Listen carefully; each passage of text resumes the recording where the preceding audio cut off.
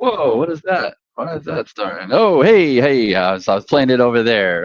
Good afternoon, everybody. It is, what day is today? Come on, tell me, what day is today? What day is it, Sean? It's hump day. You're on mute. It's hump day. And welcome, I'm everybody. This muted. is, this is the hump. Little technical difficulties there at first, but welcome for those of you who are joining us now or will be in the replay. I got the professor of prospecting with me tonight, Shawn Sease, an amazing fella. He and I have been going back and forth, kind of thinking the same ways in certain sections, certain areas, and I've been long awaiting to get him on the show here and chop it up with him. So this is going to be a real exciting one. If you guys don't know who Shawn is, obviously he's very prolific with his content online, and if you don't already, follow him, check him out. But welcome, Shawn. How's it going? It's going pretty well. Am I on? Can you hear me? Am I on mute still? Yeah, we can hear you. Yeah, we can hear you. Great. Yeah, that must have just been me connecting when I was saying it's hump day. It's hump day. Yeah. I'm good, man. I'm happy to be here. Thanks a lot. This is a long time coming. I know you started to try to match me with my novel version, my novel comments all the time. I mean novel length, because I know I write long comments on the in the LinkedIn profile, in the LinkedIn post all the time. So well, you know what, Shawn? Honestly, I think you inspired me to do that because, like, everyone talks about how to, that you should be really engaging authentically or engaging, with a little bit more than just one word, like I posted yesterday. And it's like there's people whose posts I open or comments I open, and I'm almost like, ugh. But like I expect yours to be in depth. Like I expect to learn something every time you comment, which I do. And it's really amazing. I think, I think we definitely do share some of the same kind of, old school type of thoughts and thinking when it comes to, general outbound. But, I want to really get into it because I know we've got a lot to talk about. And one of the things that I felt like, is commonplace, I guess now is, and we'll talk a lot more about it today, but, just what these montage of tools have really done mentally to this entire, industry, sales industry in general. And, but I want to give you 2 minutes. I give every guest 2 minutes to just kind of tell us who you are, where you're from, family life, how you started, where you are now, what you're doing, etc. So go for it. Yeah, you bet. I'm actually these days. I'm kind of enjoying life. I'm 53. I've got 3 daughters. I'm a single dad. They're 19, 21, and 24. My eldest daughter has a son, so I've got a grandson. Nice. He's going to be two in May. He's 1.5. We did. I hate to do this, but I'll just say it real quick. We got some bad news. My ex-wife passed away over the holidays, over Christmas. So Yeah. we're actually we're dealing with that right now. I'm flying to California next week to drive with my oldest daughter to pick up her for me. So we weren't expecting that. There's a big long story behind that. She's in a better. Let's just say she's in a better place. So yeah. So but life. As I said, it's a horrible thing. Sorry to drop that in on everyone. Sorry about that. No, man. Listen, I haven't shared. I don't think I've shared it on LinkedIn or anything like that because it's kind of a personal kind of a heavy thing. But being back to the project at hand here, being 53, I've spent my whole life selling. Grew up in the Silicon Valley. Was kind of born into high tech sales. Just it was timing. I was in the right place, timing, whatever. Definitely a case of the career picks the person. The person didn't pick the career. I joined the Marine Corps early in my life, thinking that I was going to be a fighter pilot. I grew up around Top Gun, right? Why not be a fighter pilot, right? But I didn't. I had the jacket. I had that jacket. I don't have the gear for it. I don't have the hearing for it. I almost didn't get in the Marine Corps because of my hearing. But anyway, I got back out of the Marine Corps and got into sales. And fast forwarding today to kind of tie all this together. It was about 7 or 8 years ago. Yeah, I think it was 8 years ago. It was 2017. So 7, 8, going on 7, 8 years ago. I dipped my toe into the SDR to AE kind of specialization, through joining a group of a couple of guys that had started a third party agency, and I was the third hire. I had been following them and kind of following the SDR AE handoff thing, and I thought it was funny. Like I thought, boy, all we have to do is set meetings like that. That we only have to do that part. And to me, I was like, okay, all day, let's do that all day long. So I've kind of gone through this little evolution in the last 8 years of really kind of going full circle back to full cycle. It's kind of a mentality, not and have some really strong opinions about how I don't like the SDR to AE handoff. I don't like all the tools. Right. Mostly rooted in my experience prior to trying to just, how would you say? I just want to be honest. Like I was trying to just like take the easy route. Like, hey, this is easy. I can do this. This is great. Well, it turns out that it doesn't really work for a lot of people. Really, when you get down to brass tacks, it doesn't really work. And I think since 2011, or even since predictable revenue, where this whole thing was invented, or idea of specialization. Mm-hmm. There were some times when it worked, when there was enough money and you could spend like that. When you could say, if you've got $5 to spend to make $1, then do whatever you want. Like, right. And you could do anything, right? Who cares? Right? You have a bunch of people and get your next round because you hired a bunch of people. But that's not it's gone full circle, I think, back to not accelerating success. People are trying to create success with the SDR to AE handoff. And the way that I saw it originally working is companies were crushing it in sales. And sure, if you're crushing it and your pipeline's bursting at the seams and you've got a bunch of demand that you can't keep up with, again, why not in a boardroom or a sales meeting say, hey, why don't we hire some greenhorns and teach them how to separate the wheat from the chaff, and maybe let them do phone calls or do some things to queue up, so that our closers can just keep, because we're killing it. We're killing it, But yeah. After COVID and everything else, that's not the case. A lot of people aren't killing it. They're not killing it. The money's not there. It's just a different game. So that's kind of how I landed here today, where I am doing what I'm doing with my agency and third-party outbound and coaching and stuff. Yeah, that's awesome, man. I totally agree. I feel like, I came from full cycle sales, 20 something years, 25 years, full cycle.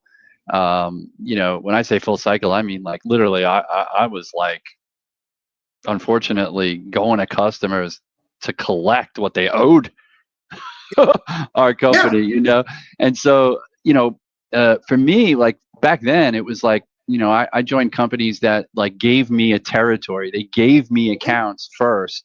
And that was the basis of how you learn the product and you learn the business. Even just like I do today in my agency, like we spend the first 30 days with any client really just digging deep with all their reps, with all their leaders, with their customers, with their prospect, like just trying to get ourselves like immersed in what they do and why they do it and who they do it for. And it's like, you did that naturally as a full cycle rep because you just met them, you're getting them engaged, and then, you walk them through whatever, demo or process, and then they sign on with you, and then you go visit them every other week, and like you're digging in more each time, you're learning more, which helps you open up other accounts or cross sell within that account. And it just seemed normal to me. And then when I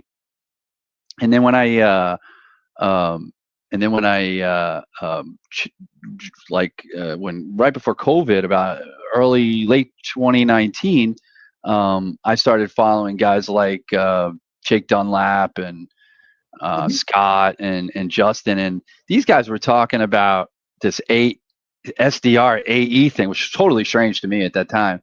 And I was like, what is that? Like, and then and then I actually got into it, right? In 2020, when COVID hit, I lost my job as VP of sales at this kind of hospitality furniture company, which I basically turned around. And then February, I had like a $6 million pipeline for just deals I was going to close in March and April. And it just fell apart. Obviously, those hotels closed. But when I started really digging in and understanding why this model was created, for this volume, right? Like it was all about just get his own, because these VCs, they want to know that there's, 300 meetings on the calendar for next month. And, this business, this pipeline is coming in. And I was like, okay, well, that's interesting. And then, I started doing the work. And what was interesting to me is doing SDR work, just like you experienced. Like it was, all I got to do is set these meetings. And like, I just remember people telling me it's not easy and it's not, you can't, 27 years of sales isn't 27 years of SaaS sales. And then like on my third call, calling for a senior living SaaS based software company, I set a meeting and I was like, this ain't hard. What are you talking about? Like, you just got to be yourself. Yeah, I did the same things I did out in the field, I did on the phone. And there was no really, like, I mean, I had to change it a little bit, but like, it was still the same concept. Just see if they have any pain, or to see, if they are willing to have a conversation about making their lives better. Whatever you sell, it's really just like, are they ready to do this now? Is there a big enough pain? And like, I always thought, and then, I was being trained by people in some cases to just railroad people into meetings. I didn't need to do that, right? Like, I don't convince people to set a meeting with me. It sets itself generally. Like, it just makes sense when you ask the right questions. You get those answers that that infer that you should have a deeper conversation. Well, then the meeting sets itself. If you're telling people, like, there's that whole breakthrough pitch. Oh, let me show you a breakthrough and what we've done in the industry. And like, who's not fascinated by that? Like, I'll take a meeting with that. But the question is are they going to show if something else pops up on their calendar, right? And so the show rates, and then I started hearing like, people are setting all these meetings, but their show rate is 50%. Well, what is that? That's a waste of time and a waste of money, a waste of energy. And that's only one little piece of why it's broken. But that handoff thing that you talk about blew my mind. I couldn't understand, like, what? Wait a minute, you're on the phone, you're getting to know somebody, and then all of a sudden you're just saying to them, hey, it sounds like you have this problem. Let me introduce you to my AE. Well, nobody knows what an AE is. Let me introduce you to my AE, and he could tell you. They always say these words. They use these words. He could tell you how we go about solving that problem, or how we could help you, or how we could do this. What's your calendar look like for 3:00 tomorrow? Now, it's like, well, I just got to know you. Now you want me to go and meet somebody else I don't know and have another awkward conversation? I mean, it's just like, why do we do that? So the handoff, I felt like, was broken. And when we launched our agency, and what we do to today is, anytime I ever set a meeting, I set it on my Zoom link. I never introduce the AE until either an email or even when I get on the call. And we actually get on the call. Like, we start the call with the AE, with the prospect, and I say, hey, Mr. Prospect, how you doing? Just Mark here. Want to put a name to a face? Just jump on here. And I set the tone for the meeting. I say, hey, if I'm not mistaken, you told me this is your problem, and I brought my partner Josh in here. And, he could tell you a little bit more about how we are solving that problem for some other clients. And at the end of the call, you can decide whether or not you want to keep the conversation going, or we part ways as friends and we all learn something. Sound like a good plan? Great. Boom, guy. Now, if they don't show up, I can actually try to call them and get them on the call. But even if they do, now I'm setting the meeting with the right expectations, off on the right foot. I'm introducing my colleague now, as opposed to 3 minutes after I initially spoke to you. And so, that's been our way of really combating that handoff. And I just thought it was terrible. Like, it was just I kept hearing nightmare stories about this handoff, and from customers. Oh, I had this experience. And, I even had the experience with Seamless. On one call, I talked to like 3 people. Mm-hmm. I was like, what the fuck is this? And so, so I totally feel you. I think, it kind of brought me to come up with this kind of first topic. You wrote something in an email recently, or in a piece of content recently. You said, is it adapt or die, or is it adapt and die? And so I want to dig into that a little bit more because I kind of chuckled when I saw it, of course, but I really started thinking about it, and I started thinking about like some of the comments you made about these tools and like the reasons why a lot of that stuff exists is because we can't get it's like you can't get it right just naturally. You figure, oh, let me create this tool. But you answer the question. I mean, tell me what you meant by adapt and die, and we'll go from there.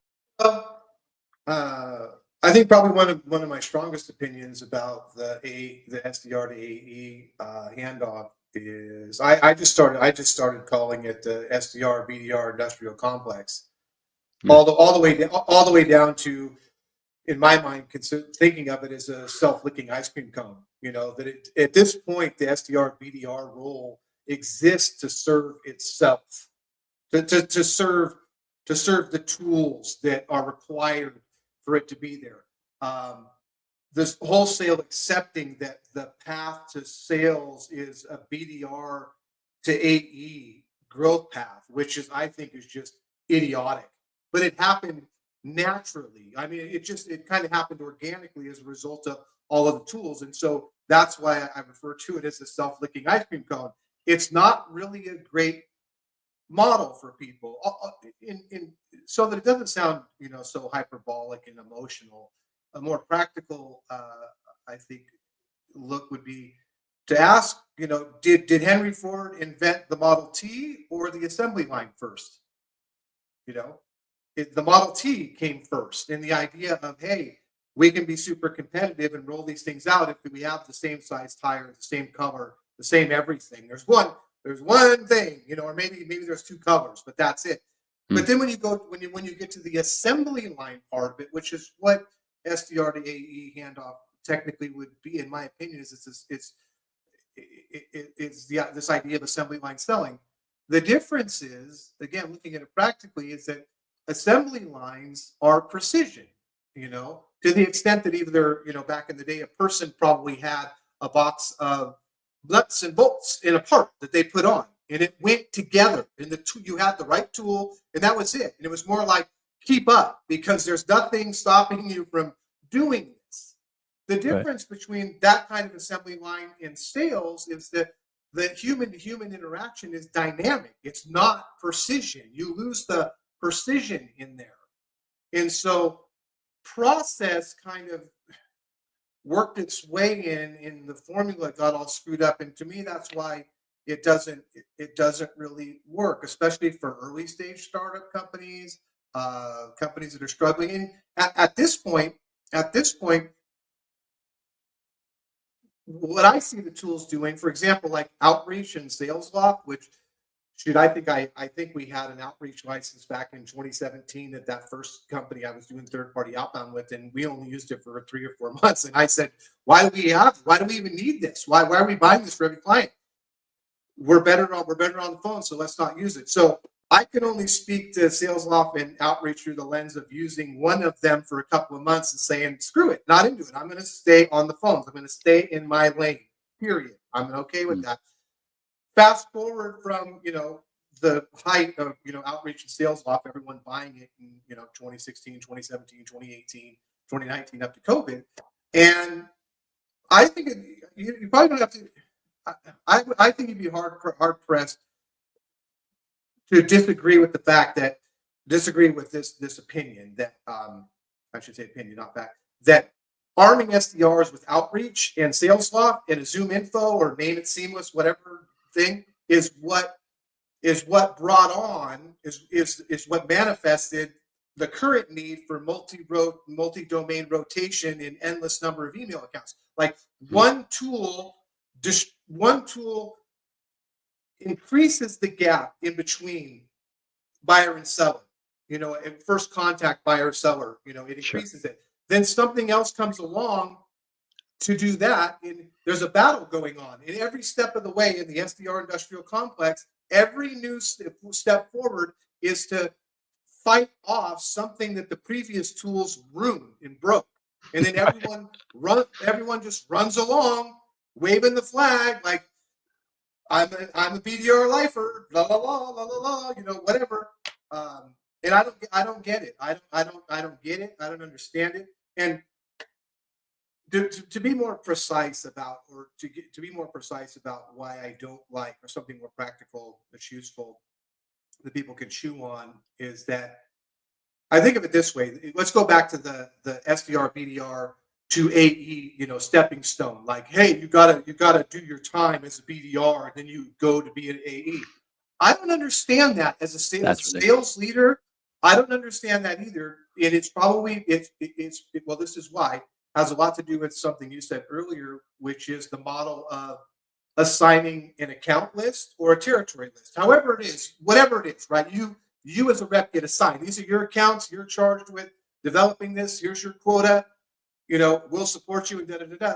In my opinion, salespeople are supposed to be professionals that go out and do that. Sure, if you're new, there's going to be a training program and onboarding and whatever. That's fine, but you have to bring to the table the grit, the will, the everything to actually show up and just relentlessly do stuff that seems like, man, did I pick the wrong career? Did I do the wrong thing? Which means that you have to get like rejection and no, and at the last minute finding out that they went with someone else has to be fuel that keeps you going, not something that slows you down. Now, that's about the individual talent, about picking talent. But let's get back to the actual role itself as a stepping stone. In my opinion, if I was a sales leader or VP of sales, and let's say the CEO or somebody the board wanted a BDR team or SDR team because somebody had married to someone in outreach, or who knows what, or right.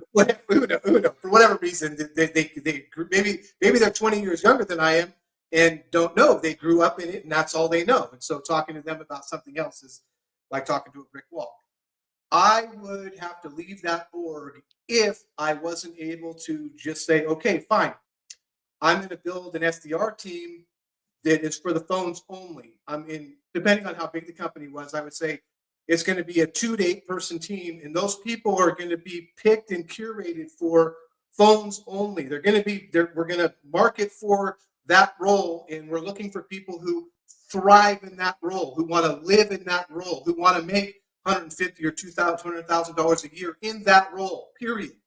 Anyone else who wants to be AE is going to be assigned a territory list, whatever, and we'll teach them to be an AE. But from day one, they can prospect alongside the SDRs or BDRs, but they're going to be in charge of developing their own accounts or whatever, as an AE should, and they should probably be responsible for a bigger quota, larger accounts, more relational, less transactional than the BDR team is.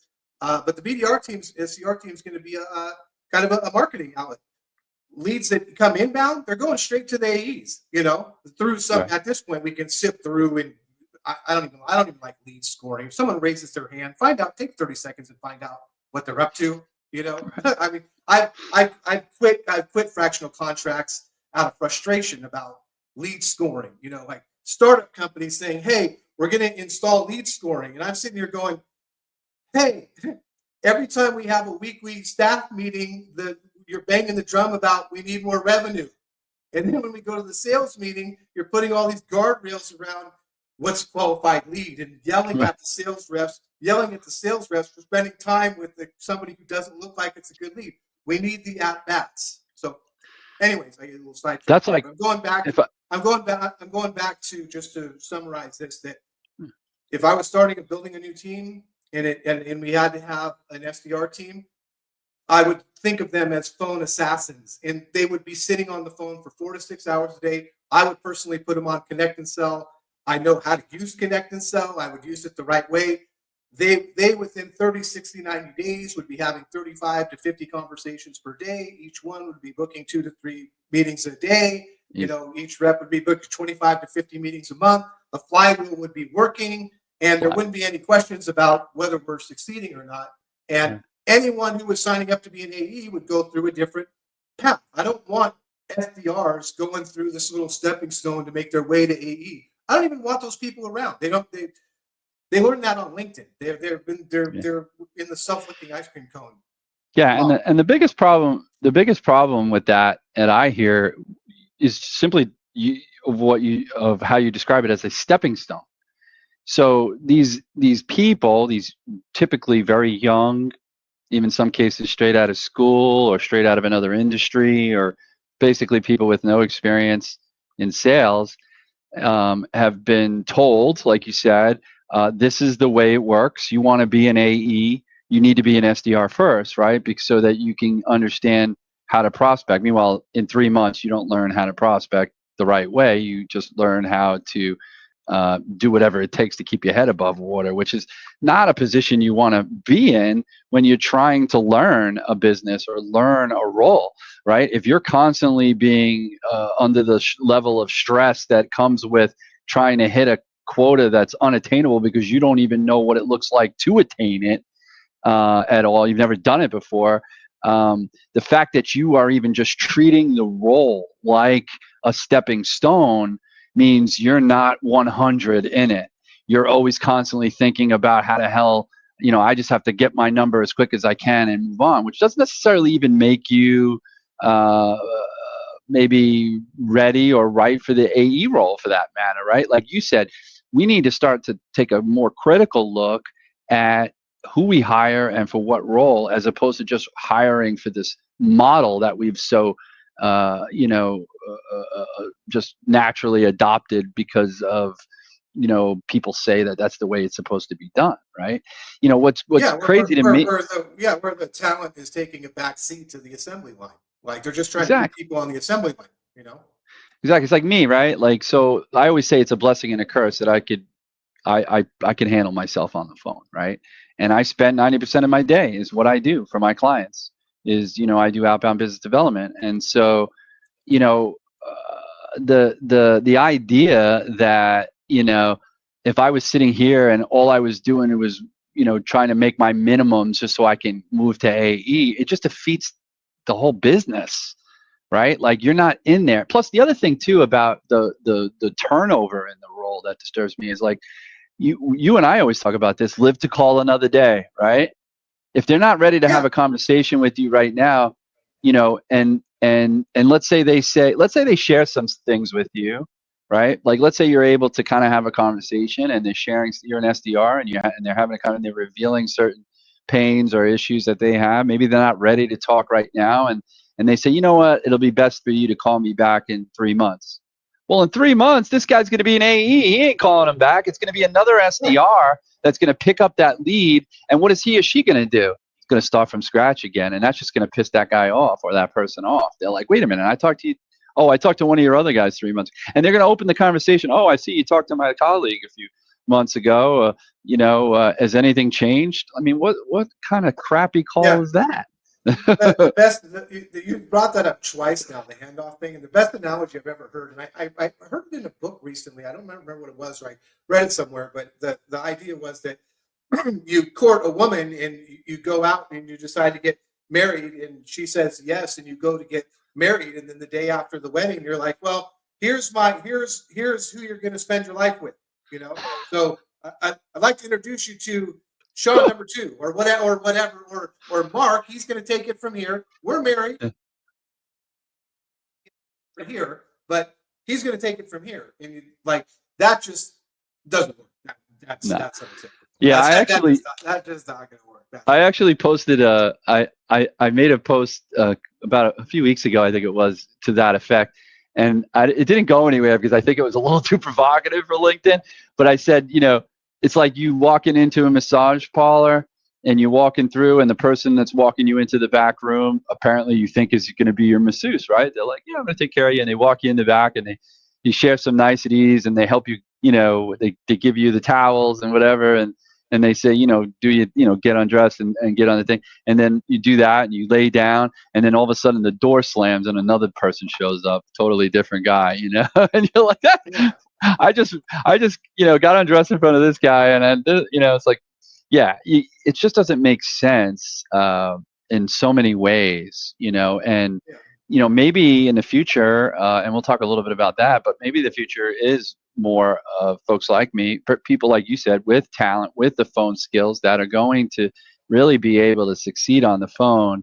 And at the end of the day, right, like, you mentioned something earlier about how we get kind of bogged down in this false information, and I think that's a huge problem with intent, right? Like all these companies I mean, it's slowed down a little bit, but intent to me, right, is ultimately revealed over the phone when they say, yes, I am interested in fixing this problem, right? There is no, like, I haven't really come across any intense signal that really has given me a leg up in the conversation, right? Because some of it is just crap. Like, if you think intent, I mean, look, if if a company is all of a sudden hiring a lot of people, like, for example, Oracle, right? Oracle just hired probably, even though they probably let go 300 SDRs, they probably just hired another 200 SDRs, because I've been seeing like all of these new SDRs pop up on, and they're all like from Oracle, they're all from Memory Blue, so like there is intent. Like, what does that show you? And my partner and I, Josh, we always talk about this. Like, when we have customers or we're prospecting for our clients, one of the biggest things that has been overriding in every kind of contract we've ever had, every business we've prospected for, is I don't care if they have problems or if they have issues or if they don't want to grow, if they don't want to get bigger or create more revenue. Like, I've run into companies, like I call for a lot of like call into like a lot of blue collar trade services businesses, and sometimes I'll get an owner on the phone and I could pitch him on the best software in the world. But frankly, if he's not about growing his business at all, he's never going to pull the trigger on my tool, right? Like, he's never going to be even interested in looking at it if he's not interested in growth. So unless an owner and a company's in growth mode, it's going to be very hard, no matter what you have, to close a deal. That by the way is one of our in the script that we designed called the 3Q, and it 3Q&A. It's the 3 questions and an ask for a meeting as a way to gather information, specifically developed for the third party agency to give a deliverable to the clients. One of the questions we found is that's very effective, especially when we're calling into services or businesses that do something locally, in the local community, whether it is law, business, accounting, whatever. One of our questions we ask is, are you in your business for the long haul, or do you have a vision to exit?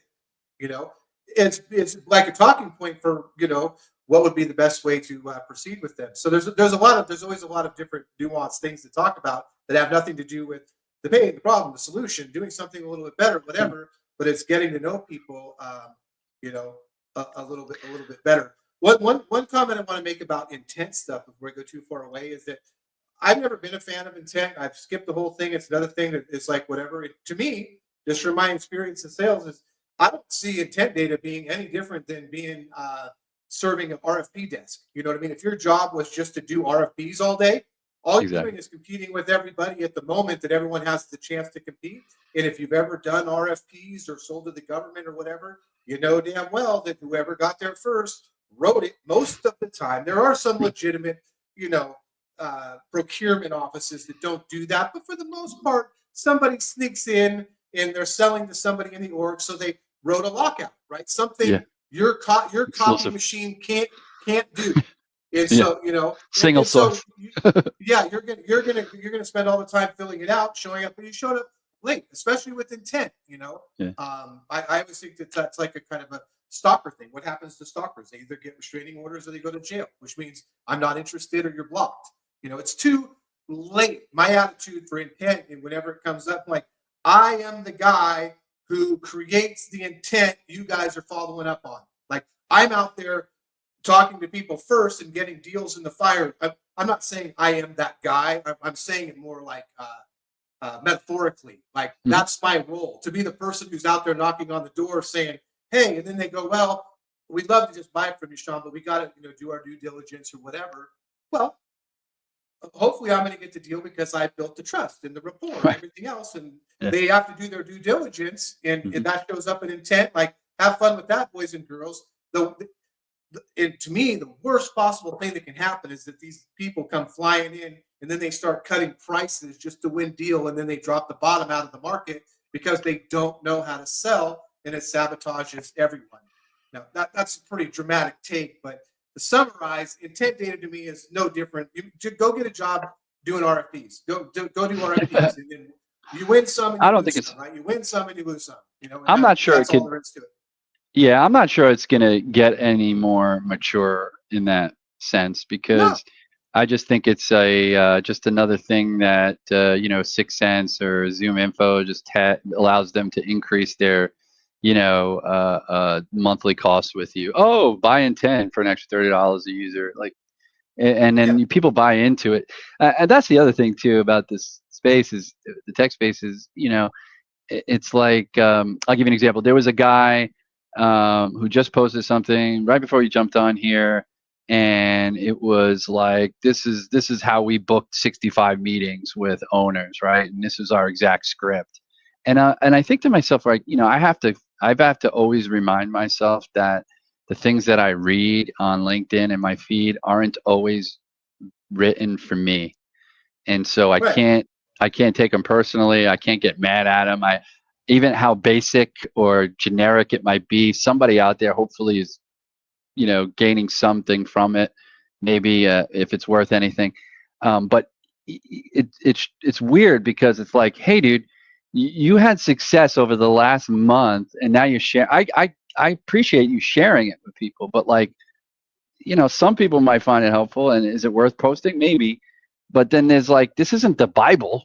You know, it's like there are some naive people reading this that are going to go and try it. And God bless them, they'll try it. But when it doesn't work for them, then they're looking at you going like, oh, it didn't work, so I'm not going to believe that person. And it's like, you can't believe everything you read, but some things you can. And I think it's just a big hodgepodge of people spouting off what works for them. And like when I post stuff about what works for me, I always preface it by saying, Yeah, try it. This is what worked for me. I don't know if it'll work for you, but this is what works for me. And you know, it's like I think people, they read stuff there and they see all these successes people have, and they're like, how come I'm not having success with that same thing? Because your prospect is different. You're different. You sound differently. You're into, yeah, you know, your whole go-to market is different. So why would you expect what worked for them to specifically work for you? You know, and I think maybe the guys who have blown up with their frameworks and methodologies, it was just a matter of timing. You know, yeah. they got the timing right, and they got enough people to buy into it. And a lot of that stuff works. Don't get me wrong, but it doesn't work for I mean, everybody. everything works like that. Like, it works every time, 60% of the time, right? So that Yeah. funny thing from It's that. kind of like the tricks, right? When people use the word trick, you know, somebody asked me the other day. I connected with somebody, and they asked me. They go, "So what is your, you know, what is your top trick?" He says to me, to, you know, open the call, or to, you know, overcome an objection, whatever it was, right? And I said, the first thing I said to him is, I I don't have any tricks. You know, like I'm not that Yeah, guy who's. make that call. Number one, number one, make that call. Yeah, like I don't have it, but I'm saying like tricks in the call. Like I'm saying like things like, you know, like yesterday there was a cold call thing, and the guys were like, you know, Ronan Pessar, you know him. He's a big fan of this. He likes to say this is a cold call, you know, and everyone thinks like by saying that's um, you know, differentiating yourself because it's cheeky and it's different. But guess what? Everybody's using it now, so Yeah, it ain't working anymore. And so there's diminishing return. This is what I said to the kid. I said, look, I'm no tricks, I'm just natural conversation, because those tricks, while they may work now or today or once or twice for you, they have diminishing returns over the course of time. People are going to learn those things, or for that matter, normal people, you think it's working but it's really not, right? Like yeah, yeah, they laugh, but they're still like, "Who the fuck are you, and what do you want?" Right? Like this, it's not doing anything but wasting time. Like that's what I always said. Like you yeah, waste time with all of these tricks and tips and PBOs. Just get the fuck into it, right? Like I don't know. yeah. That's actually what you're talking about is the premise for the three-part cold calling and messaging workshop that I put together. So it's a three-part thing. It's an hour and a half each session, and I charge $595 for it. It's for reps or teams. But what I do in it in the beginning is the first session is the goal of prospecting and the anatomy of the cold call. And we go over in detail the objective of the cold call, which I always think of, convert interruptions into future interactions, and I say convert interruptions into future interactions. I mean, it could be a meeting now, it could be a meeting later, whatever. But what I do is I actually go through and talk about, interrupted conversation, interrupted communication versus established rapport, so on and so forth. But I don't teach or instruct on specific things to say. I train reps and coach reps on the objectives of what's happening in each thing. And then I built this thing called the rhythm of the conversation. The opening is the first part, the purpose and the personal, and then the third part is the close, to break it down, make it kind of a sequence, not a sequencer like an email, but the cold call is a sequence. And if we look at the first part, the very first part, the opener, right? Instead of saying, what is the correct opener to use? I go lower and say, our objective in the opening is to start a two-way dialogue. If not, live to talk another day. Now, the reason why live to talk another day is so important, let's take a look at this slide. And I have the data from Connect and Sell calls that clearly shows that 2x to 12x more meetings, conversations, opportunities are created from calls that are follow-ups compared to results from first-time connects. So then the light bulb goes off. They're all, oh, wow. So when they really think about it, it's almost like, hey, it would almost be better if somebody in an opener said, hey, I am busy. Perfect. I got a knack for calling people at the wrong time. Let me call you again. Versus the popular advice to just lead with value and get to it and whatever. And when the light, so instead of it being to PBO or not, to in one of yours to say the company name or not, or whatever it might be, to me, the underlying objective is the person who's in the first 5 or 7 seconds of the call, do they respond with, sure, what's up? What do you got? Let's have a chat. If they don't, then that's an opportunity based on the data, not hyperbole or whatever. There's just like tap out and get to the next call. And now you're actually curating follow-up lists that are going to perform better, which is what perform better from a dial to connect perspective, which ultimately improves your conversations per call block hour. Absolutely. If you continue to do it. So your cold calls that are always going to perform like this start to intersect with your follow-ups that perform like this, and then your dial to connect goes up. That's why I said 30 in my scenario of hiring an SDR team of assassins at 30 days, 60 days, 90 days. You have this flywheel where the first calls you make for the day are follow-ups on previous calls that 1 or 2 meetings, boom.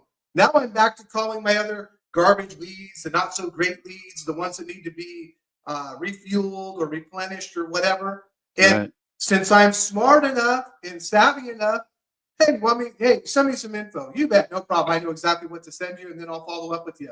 You're going in my list. I'm going to disposition that. If I have the right tools and everything set up, you got moved into sent information on this date and time. When I go to call tomorrow, next day, 3, 4, 5 days from now, you answer the phone. It says what I did, and I just pick up the conversation where we left off. Now I'm cooking with gas, and all of the pistons are firing, and it had nothing in. No matter who the rep is on the team, we would have found what worked for them in the opener to reach the objective of starting a two-way conversation or living to talk another day, not do what I say, follow the process. We're going to curate someone's talent through, which, by the way, isn't an easy thing to do with green reps or even the higher performing reps are even more difficult because it's like their way or the highway. They want servant leadership. But training and coaching has a huge trusted element in it, and it's a matter of super high quantity of high quality one-on-one interactions for training and coaching to take foot. But that means that you do know, like in the beginning, you asked me, what's going on with your life? And I shared that my ex-wife passed away. She's only 51. And if you don't know things like that about the people on your team and you're leading them, you're not leading them. You're not doing them any favors. But to summarize that, to me, the opener of that part of it is, have we started the two-way dialogue or not? And if we haven't, that's fine. Let's capitalize on that because the data is clearly showing that the conversations that start up on the heels of the previous conversation are more practical. I think of them as they're more practical. we've gotten rid of the fear and the anger and everything else that goes along with, damn, I've been ambushed by a cold caller. That's all gone out the window in the follow-up, right? And now Yeah, we're because they actually told you to having call them back. yeah, right. It's all good. Like we would literally reference that. You know, hey, Mark, I called you yesterday. Man, you were kind enough to tell me that, boy, I couldn't have caught you at a worse time. Together, we decided to try it again. Like right now, did I do any better? Or are you still tied up?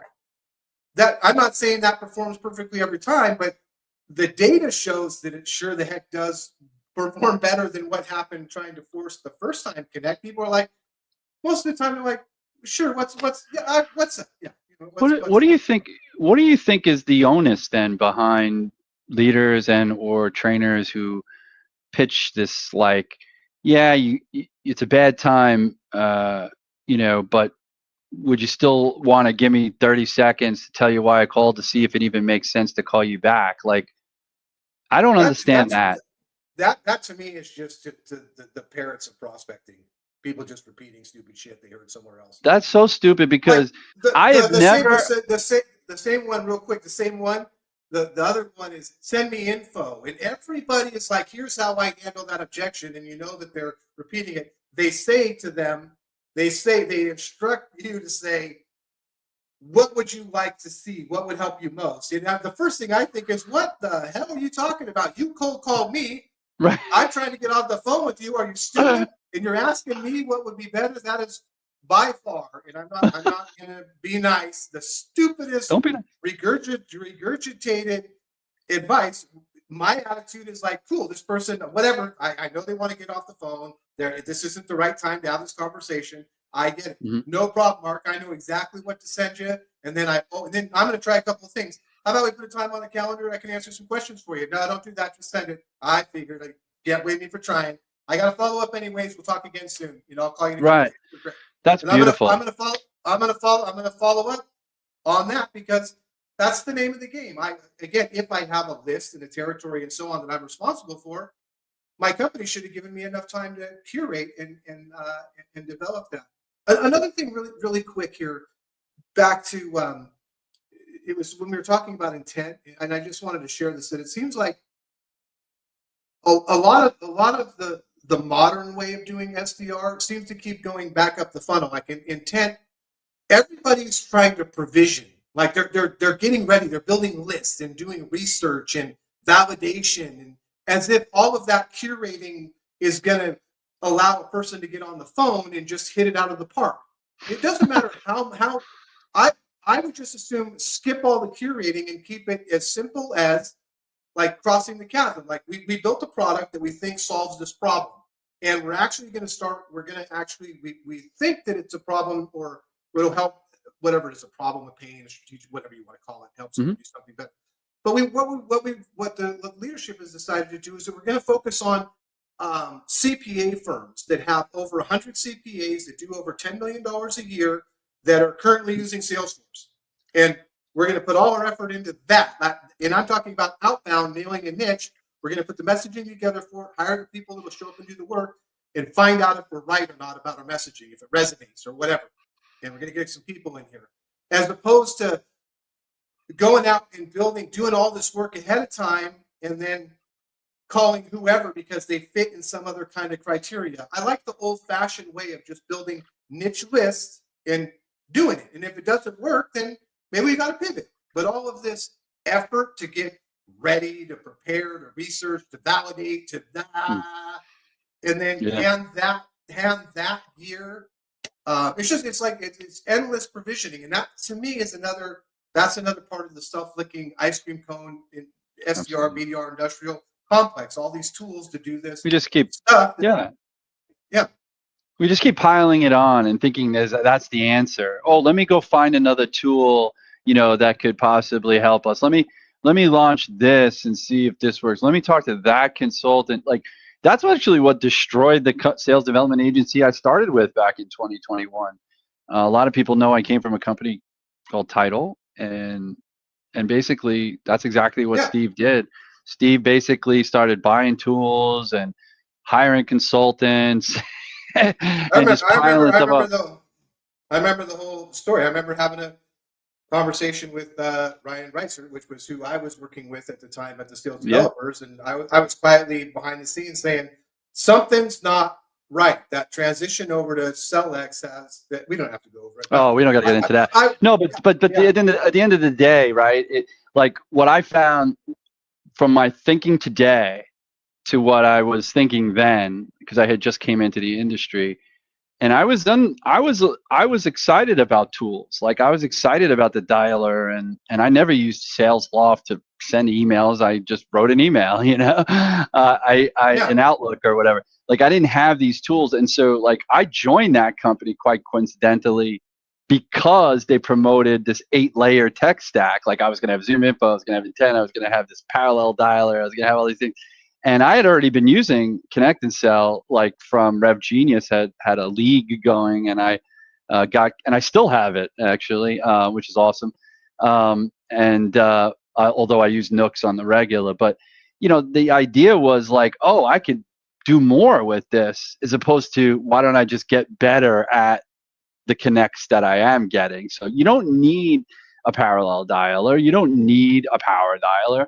In fact, you don't even need a dialer. You can literally use your own cell phone. In fact, when you use your own cell phone, I have had much more luck in actually connecting with prospects sometimes when I use my cell phone than using any of these soft phones, you know? And so I think, you know, I always keep going back to process and structure. And it's like, you can have the greatest tools in the world, but if you don't have the curating of talent in those and putting them in the right places, tools aren't going to help you. You know, it's, you know, and the other thing too is, and I wrote this, tools versus acumen and maturity. You mentioned it earlier. I think, you know, one of the Rev League, exactly, Tom. One of the things I feel like, you know, you were kind of going towards here a little bit was, you know, even if you're not using these tools, but you're making more of those conversations. I think the problem is it goes back to, again, that being a stepping stone. You've got these very junior people in life, and I don't mean junior in their business. I mean junior in life. Like they're 23 years old, you know, 24 years old, 25 years old. And I'm not saying that they don't have talent or anything like that. Plenty of them have wonderful loads of talent that needs to be harnessed, right? The problem is that, you know, either they see it as a stepping stone, but it's like your framework that you're just mentioning, like the 3 questions and then the call to action or whatever whatever you said was the 4th piece to it. Yeah, three Q&A, three questions and an ask for a meeting. Yeah. And an ask, right? Q&A, right? I have a similar, like when I think about my calls, they tend to go in that direction. It's like, hey, you know, and I want to bring this point up real quick. You mentioned it because I've been trying to push a lot of people. I've been talking about it all the time. Is if you listen to every single call from every single rep around the country, in every single industry, in every single walk of life, all day today, yesterday, tomorrow, every single call you hear will start off, hey, this is John from Stepping Stones Preschool, right? My mother used to run a school called Stepping Stones Preschool. You know, this is Mark from Oracle. This is Scott from Genesis Inc. Nobody knows those. I mean, if you're Oracle, they know your company, but nobody knows those companies. That is the commonality that I see across every. Like, if you just like were a fly on the wall in every single salesperson's room, you would hear a million people using the company name when they open it. And you talk about live to call another day. Let's say that's why I don't say the name of the company, because they're not going to really remember anyway, regardless. But I say, you know, my opener is pretty quick. It's like, hey, John, it's Mark. How's it going? And when they tell me they don't have time, and if I push a little, which I don't normally, but even if they get annoyed that I'm calling, or they're busy, or they're tied up, or who are you, or, you know, like, what are you calling about, or whatever, the fact that I didn't say my company name is a good chance that they won't ever remember me the next time I call, even 3 days from now. So, you know, that's why I don't say it. That's part of why I don't say it. I don't say it because every single time I don't say my company name and I just say, hi, how are you? They answer back, great, how are you? Because there's nothing else to say, right? When you say the company name, of course, they're thinking, oh, I know your company, you know, what are you trying to sell me, whatever. So I leave that out of it, right? But at the end of the day, right, the idea, like, it's usually like that. I say, I give my opener, and then I say, you know, you don't know me. but I was calling for a specific reason. Are you still VP of sales at so-and-so? People say, oh, don't ask them who they are. I ask that because the data is so bad these days that, I get at least 2-3 retirees every day. I get at least 2-3 people who are no longer in that role or no longer at that company. And it's not my fault, it's just they haven't updated their LinkedIn profile, or they haven't updated any kind of data that they may have online. So I always like to confirm. And then after that, I get into it. I ask them if I say, hey, look, I've been working with a similar client. And this is I call like the info section, and I call this you said your 4 things, but I call this like problem illumination, right? So you illuminate the problem. Is that something that you and your team are affected by or concerned with or are challenged by? And then it's pretty black and white. They either say no, and then maybe they start to hedge, or they say yes, and then they start telling me why. And then when they start telling me why, I say, well, let me ask you this. If you had a way in order to solve that problem, or if you had a way that you can do this, this, and this without having to do that, that, and that, and resulting in losing this, this, and this, would it be worth it for the business is the first thing I say. And if they agree in any way, shape, or form, anything but no, I'm like, okay, so there is a chance that this could be helpful to you. Would you be open to maybe discussing it further? And that's it, and you get the meeting them and get out, right? Like, you don't need to get in the weeds, right? It's not your responsibility to get in the weeds with them and do discovery. And the only discovery you really should be doing, if anything, is if it's tied specifically to, like, I do a little bit of discovery. The little bit of discovery I do for one of my clients, they've told me that chances are a company with less than 10 users probably can't afford us. We have never closed a deal with companies with less than 10 users. Okay. So, those numbers aren't accurate, because when I say 10 users, I'm talking about field service technicians within a company. It could be 150 people in the company on LinkedIn, but there might only be 5 field service techs, right? I don't know that until I call them. Right. And so when I call them, that's the only qualifying question I really ask, because ultimately I don't want to send my AE on a wild goose chase, because he's going to go in and he's going to pitch like the company has 30 techs. And once he finds out they only have 6, he's going to be like, all right, they can't afford us, and it's not worth it for them. Right. It's not the right ICP. So, you shouldn't really need to be doing qualifications. You just really need to be identifying whether or not these people have an issue that they actually are affecting them and are actually causing them pain, financial pain. And whether or not they're willing and to talk about it, or at the very willing to do something about it, or at the very least talk about it, right? And whether that's something we're going to solve today, tomorrow, next month, next quarter, or next year, it can't hurt to have a conversation now if it makes sense. If it doesn't make sense, if you're not ready, well, that's fine. But then the whole thing with the noise in the background, like the other reason why I don't particularly care for those, like, oh, let me just tell you why I'm calling, so you can live to call another day, is they're not listening to you. They're not listening to you. They're asking you to rush. They're asking you, just tell me why you're calling. For what reason, right? So they can discount you right now, but they're looking for the reason to discount you. They're not. And then it's like, when I've even tried that, like, just to save face with the leaders that I've worked with and who said, you should try this. I've tried it. It never works. It never ends favorably for the SDR. Right. And it's like, why even bother? Right. Just get out of the call. Say, hey, look, I see that you're busy. Not a problem. I can try you later. I mean, there's been times where I've actually had people who I've tried to be getting off the phone, and they're like, no, just tell me why you're calling. I've already hung up. Yeah. Mm-hmm. I don't even give a shit. I hung up. They're not going to remember who I am. I never told them my name. I never told them who I was from. What's the difference? I hang up. And even if they're trying to ask, and then I call them back a week later, they don't remember. Nobody remembers. Do you remember what you had for breakfast yesterday? I don't.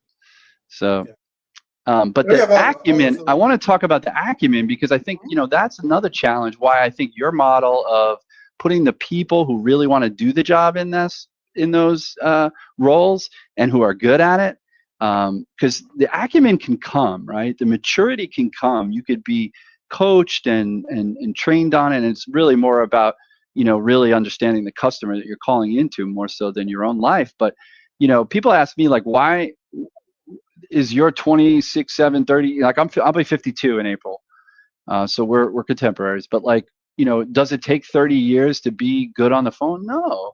I think people just don't know. Like, I think they're just being trained to say the wrong things, and it just gets them into this sort of scripted mode, and they don't think. And I think the mature SDRs or the mature sales reps with acumen are those who can ask the right questions and then ask those deeper questions if necessary, right? To really dig in and find their opening, right? Like sometimes, people say, "Oh, is this something that you're challenged by?" And then they say no. And then they don't know where to go from there, right? Like they don't know how to pivot, or they don't know, or somebody tells you, like, for example, the other day we were talking to a client, and it was the owner of a franchise business. And my understanding that an average pizza franchise in a semi-rural area with 6 employees and 2 drivers, and in a city with a population of X, probably does about $2,500 to $4,500 a night. And if that store is down, meaning if their internet is down or their phones are down and they're not getting orders, that's the financial risk, right? And so I'm able to now talk with the owner intelligently about that. When I say to him, "Hey, you guys ever experience any outages?" They say, "Yeah, from time to time, but it's not a big deal." Okay, well, based on what I could see, your phones or internet being down can cost your store anywhere from $25 to $4,000 a night. What can you afford to lose that? And he's like, "Well, it's never down that time, right?" It's like, okay, so in the 15 minutes that is down, right, that you've had to deal with it being down, um, you've got customers who are calling in or sending in internet orders and they're not getting it. So what's the issue? Well, the issue is you don't get that business. You don't get that business in the future because now they've lost trust in you to actually answer the phone or deliver. And so they'll go to another Domino's, or they'll go to another pizzeria. And so, or they won't call you next time, right? And so you lose that business. So could you afford to do that? Right? Could you afford to lose that customer, those extra 30 customers that may have come in that 20 minutes that you were down? And so, but it's about understanding how the business works, and I'm able to use that information and ask pointed questions like that. Is way more mature than I think most SDRs will even get into. And having that maturity and having that acumen, for me, that business acumen has been able to has allowed me to, I hate to use the word manipulate, but manipulate the conversation in my favor. Well, I don't know. I don't think there's I don't think enough. manipulate's not a bad. It's the right word, and there's probably it's just like the word good, right? The good has either has a moral or instrumental. Like, is it good morally, or is it good because it works? Morally and instrumentally. There's nothing wrong with saying manipulate. But do you think that I guess again it goes back to like the person, the individual's desire to learn or desire to grow as a sales rep. I think acumen and business acumen and maturity could be taught. It could be shown. It could be side by side. Like I think you can learn those things. You can learn how to talk intelligently, and I think that's also a bit of a problem with SDRs. Sometimes that's the paralysis analysis. They want to know everything about everything before they jump on the phone. And it's like, I think, and I was going to put this out there, but I think like, you don't really got to know anything, right? You just have to have a little bit of a framework, like we talked about. Like, I swear, I'll say this, I think I have no shame in saying this, but I think that you give me 5 minutes of research time, I could probably conduct cold call for any company at any moment. You just give me 5 minutes to look up some shit about them and figure out what they sell and who they sell it to and why, and even use their generic cheesy website content in some way, shape, or form, just to ask a question to a prospect. Hey, Shawn, How's it going today? It's Mark Mack. Great, Mark. How you doing? Great. Hey, something here tells me that you guys are using X, and some similar clients actually have had this problem. Is that something that you guys experience? I know nothing about your company. You just told me one pain problem that you solved, and then I could conduct that call, probably book a time if I needed to, right? Or if it made sense. It has nothing to do with us, like as the SDR, your business, your company, your case studies, your use. It's just who you're talking to and reacting to what they say, right? And that's why personally, I don't think an AI bot can be really successful at that role, because it's kind of like this human thing, right? Where as you and I are talking, or even like let's say the AI is talking to the customers, asking them questions, they may say some things that would generate a response by a human, be it a laugh, a chuckle, a story, a similar story, right? But the bot is just going to go on to the next thing that it's supposed to accomplish, that it's been trained to accomplish, and discount or disregard the normal human interaction that was supposed to occur at that moment, right? Like that person said this, you're supposed to laugh. The bot's not going to laugh, right? You laughing is human. That's what people want. That's why I don't think AI SDR is ever going to really come to fruition, to be honest. I think it's certainly not there today. Maybe I think it's misunderstood. I think you should be empowered to a certain degree by AI. You can be empowered by AI. Is it AI, or is it just a next generation Zoom info, or next generation phone dialer? I mean, it's like I do all these kind of vague little things like there's nothing new under the sun, just even spiritually or whatever. I don't think there's anything new going on in. There's people calling it new. There's people calling it something new. I would put AI SDR in the camp with people who adopt tools and fail and look for the next tool. I personally don't believe that people are saying, "Hey, we're crushing it." I mean, we're actually just going through the roof with our with revenue. Let's switch over to AI SDR. I believe a lot of people are probably going, shit, we're paying all this money for SDRs and all these tools. Why are we paying the human capital part? Let's get this. Let's fail faster for cheaper, or try this over here because this isn't working. I don't think it's an evolution of what's working. I think it's an evolution of what's failing. I have a recording from a client who tried AI SDR, and he came to us because he wanted meetings, and he sent me a recording, and he's like, "You got to hear this recording. It's crazy." And it's really funny. I have it. I can share it with you. The person who answered the call, he was always like, "Is this a robot? Is there a person here?" And then the caller said, "Yeah, I'm a salesperson for this company, whatever." I think you're a robot. I think you're an AI. No. And then he says, "What color are your eyes?" And the AI said, "I don't have eyes." Oh wow! Right. So the AI didn't have the training. I actually was listening to a book about the different way people think right now when I walk to the gym.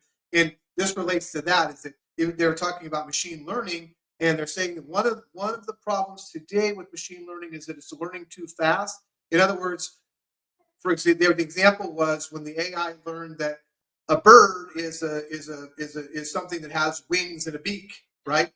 It thinks that penguins can fly, because penguins have wings and a beak. It's not smart enough. Like, it's comparing it to a human, where a human can look at it and go, "Well, that's a penguin," and even though it looks like a bird, it's not a bird. But AI and machine learning is moving so fast that it doesn't have these little tiny nuances built into it like the human brain does. So to me, that's probably why that AI wasn't smart enough to say, "Don't say you don't have eyes. That's a tell that you're a robot." Right. Right. But when he doesn't, the computer doesn't have eyes. It's just absolutely. I think that's the problem. It's not human. It's never going to be human enough. But I think what these companies think, and maybe there is some validity to it, because I think I've seen it work in certain scenarios. But I think they think that people will accept it because it's coming, it's there, it's a technology that people will get on the call, and if it's not misleading, in other words, Scott Leese posted something about a year ago or less, and he had somebody built him a built him a bot that could make calls for him, and the way the bot opens the call, it tells you that it's an AI agent of Scott Leese. Now, the interesting thing is the caller only heard Scott Leese, right? So they were like, "Oh, Scott, hey, yeah, what's going on?" Right? Like he didn't even. But and I think people think that other people will be accepting of this technology because they'll think it's cool, so they'll stay on the line with it, and maybe to a certain degree that's the case. But at the end of the day, you know, if the content isn't there and the product isn't solving a problem, it doesn't really matter who's pitching it, right?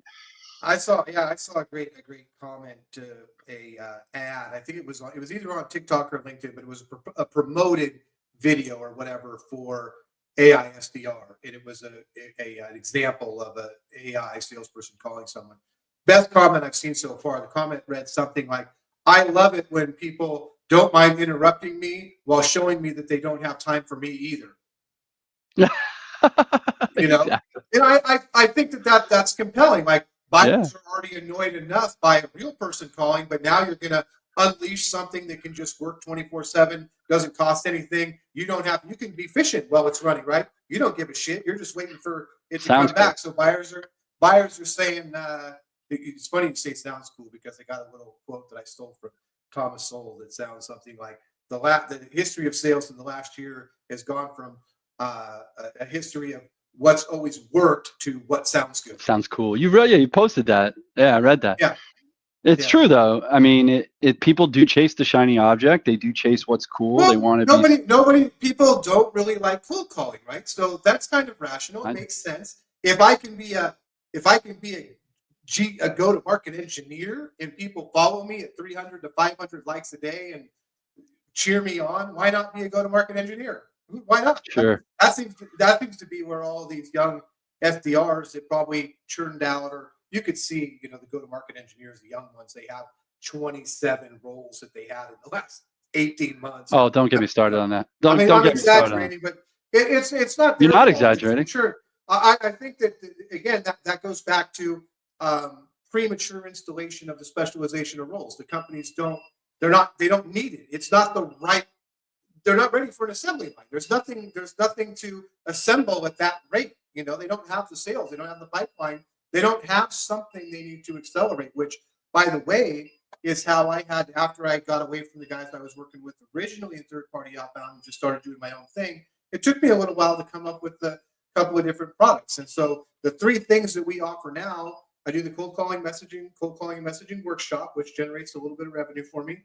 I only do cold calling labs out of the gate. In other words, I don't ever sign someone up for doing cold calling for long term. I do a 20-hour lab that costs $2,995 to set metrics, expectations, figure out if we like each other enough to work enough together, and then put together a plan. And usually what happens in the lab, it goes well enough that they say, "This is great, let's continue," or it's so hard, they're so hard to work with or whatever, that I just say, "Hey, we agreed that, we put guardrails around, we've decided that we're going to pass," or they realize that, hey, the amount of money that they want to do that these guys need to keep going and actually bring this to fruition, we don't have the budget, which spares me all of the churn, and I make a little bit of money, they're happy. And then we started doing roundtables, basically using cold calling to put together social events for clients. So people say we want meetings, we take a close look at what do you really do, and is that going to be effective short term? Because if the meetings are to get revenue, but you've got a big ticket, that's not actually how it works. We do a real discovery. So we do those three things, and the roundtables have been great because we can usually take a list of 1,000 people and get anywhere from 20 or 30 people to show up to a round table where there's the keynote speaker, and you have like-minded people at the table. So the original cold call isn't about booking meetings. It's like, "Hey, I was just calling to invite you to an event. You got a minute? I'll tell you all about it." Or That's beautiful. Again, to catch you at a bad time, whatever. And then that gives us all the other conditions, because we, in the cold call, we could tell people like, "Hey, Mark, let me get you registered for it, because even if you don't make it, we can send you the recording, and we're going to do these once a month. There might be another topic that you can go to. Either way, we'll follow up with you, make sure you got it.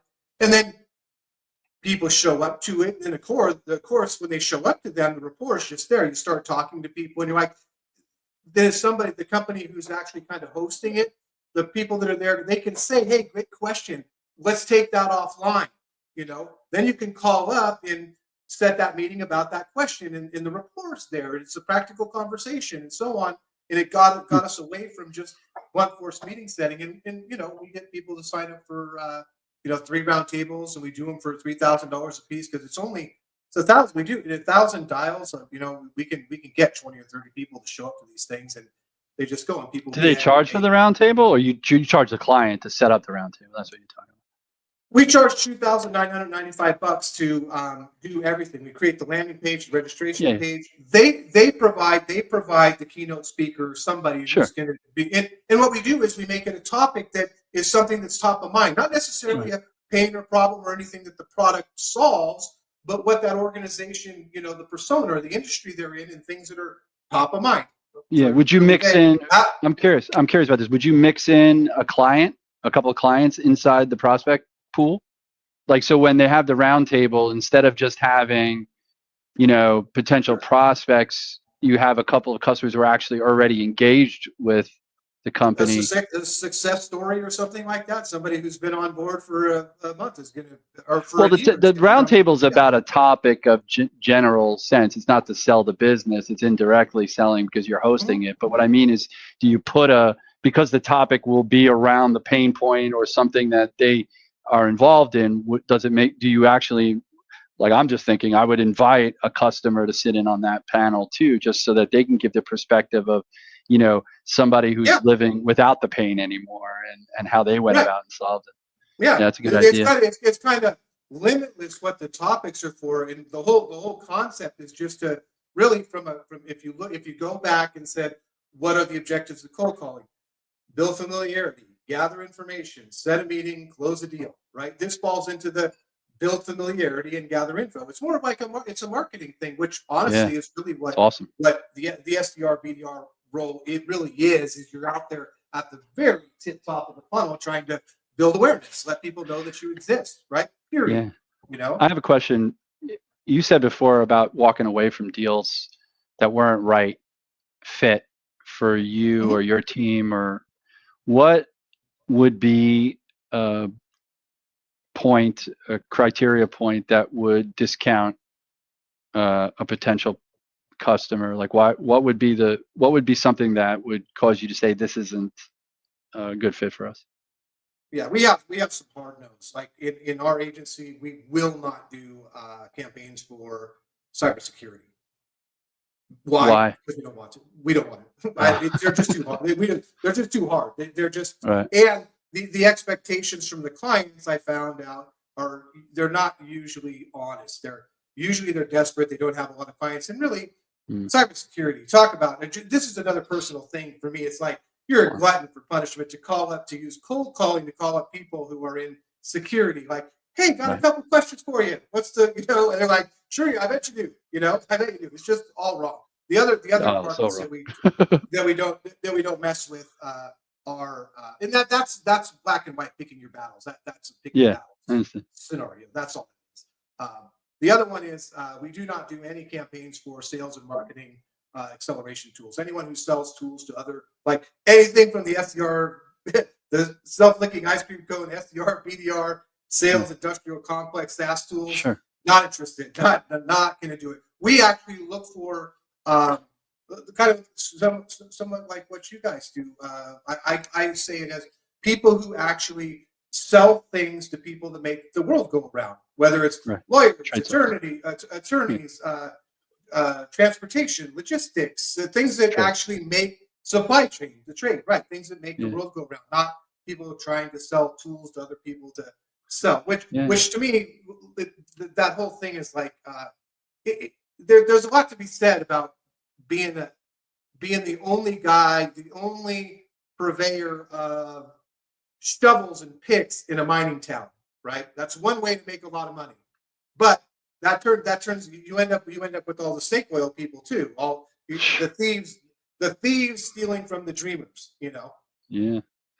Yeah. I mean, like I just feel like, yeah, we just I don't know. Another one I would say, to me, I wish I would know beforehand. Like I wrote this the other day, and I got a lot of flack from some other agency owners who were like, no, you know, I make guarantees all the time and we deliver. And I'm like, bro, Good for you. Good for you. That's good for you.